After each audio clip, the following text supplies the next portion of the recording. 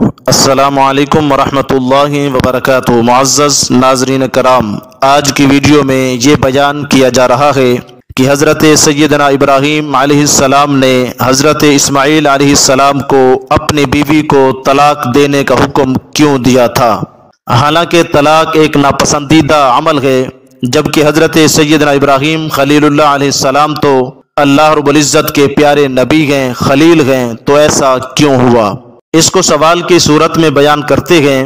سوال: کئی کتب میں یہ بات لکھی گئی ہے کہ حضرت ابراہیم علیہ السلام جب اپنے بیٹے حضرت اسماعیل علیہ السلام کے گھر ملاقات کے لیے تشریف لے گئے تھے اور وہاں اپنے بیٹے حضرت اسماعیل علیہ السلام سے ملاقات نہ ہوئی، کیونکہ وہ گھر پہ موجود نہیں تھے، روزی کی تلاش میں گھر سے باہر گئے ہوئے تھے۔ تو کچھ ہی دیر بعد حضرت ابراہیم علیہ السلام حضرت اسماعیل علیہ السلام کی بیوی کو یہ کہتے ہوئے واپس تشریف لائے کہ جب بیٹا آئے تو اسے میرا سلام بھی کہنا اور ساتھ میں یہ پیغام بھی دینا کہ چوکھٹ تبدیل کر لے۔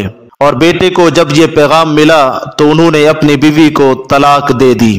سوال کا اصل نقطہ یہ ہے کہ طلاق کے پیچھے حکمت کیا تھی، فلسفہ کیا تھا، کیونکہ اللہ تعالیٰ کو طلاق سخت ناپسند ہے۔ تو اس کا جواب کیا ہے؟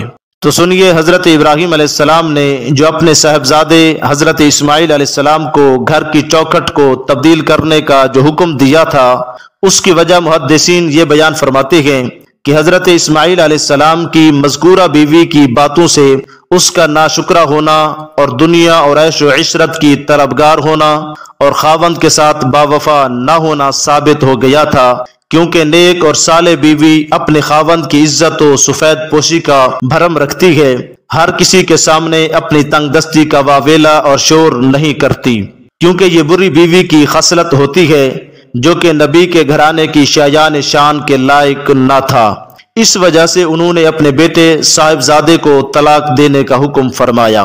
باقی رہا یہ سوال کہ طلاق تو اللہ کو سخت ناپسند ہے، اس کے باوجود آپ نے ایسا حکم کیوں دیا تھا؟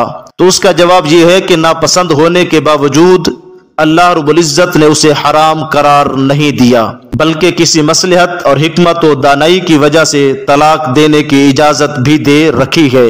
وما توفیقی الا باللہ۔